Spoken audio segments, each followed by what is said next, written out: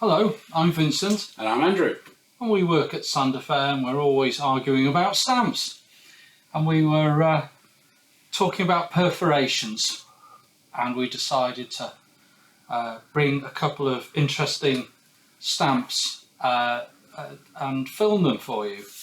So what did you bring, Andy? Well, one that most people don't see very often, it's the very elusive 1852 Treasury roulette. Now, there's a lot of controversy over these. There is actually nothing to suggest they were ever used in the Treasury. In fact, it's been argued that they were privately produced to be used in gentlemen's clubs in London. Now, they only come from a few amount of plates from the era, and there's only something like 60-something examples known on full covers. Oh, I didn't know that. So the ones that are known are always used in London. They come from the 1841 penny reds between plate 138 and 173, and they're all used between 1852 and 1854. Now, this one comes from plate 170, and like all examples, they should always be obtained with an expert certificate. This one, of course, has a BPA certificate proving its genuineness. Now, these stamps were totally unknown to collectors till about 1897, when they were first written about in one of the philatelic journals by a gentleman called A.H. Stamford. It's quite a well-known name in the early stamp collecting world.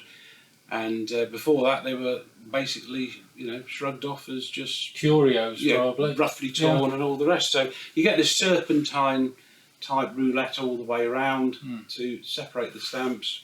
I know they're only really accepted on pieces or on cover. Absolutely, yes, because they could have, easily be faked. Yeah. So they have to be just from those plates that I mentioned and used from London during that period.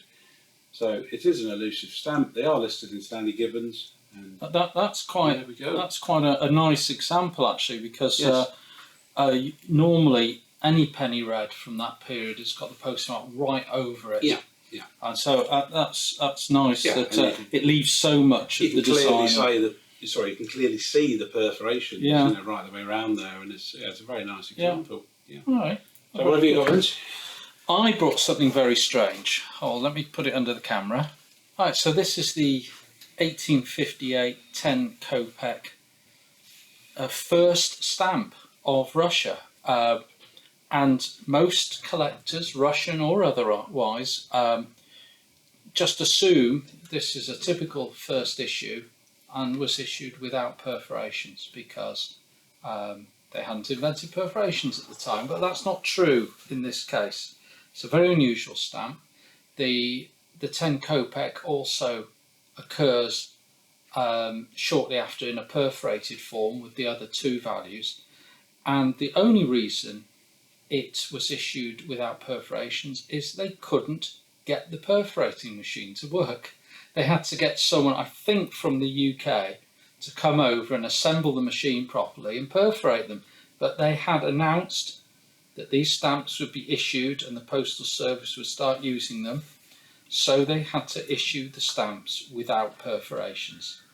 And the other quite unusual thing about this stamp is the watermark, which is the watermark figure in the middle of the stamp is actually thicker than the rest of the paper rather than thinner as is normally found. So it's a very unusual stamp and the most popular stamp of Russia. And as I say, most people don't appreciate it's only imperf because they had a perfectly good perforating machine they couldn't make work, so it was issued in that form reluctantly. Anyway, just a couple of interesting items on the subject of strange early perforations or lack of, and things that your average collector wouldn't normally find as well. So it's good to see these things if you ever spot them. Yeah, they are good. That's why we have the best job in the world. Anyway. Thanks for joining us. Let us know what you think in the comments below.